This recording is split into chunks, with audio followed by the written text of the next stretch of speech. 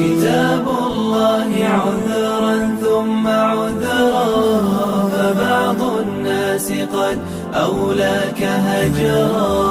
أما سمعوا الوصايا من نبي، فصبرا في الشدائد ثم صبرا.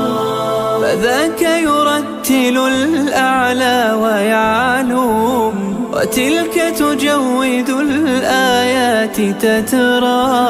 وذاك يلملم العبرات شوقا لختم الآيات.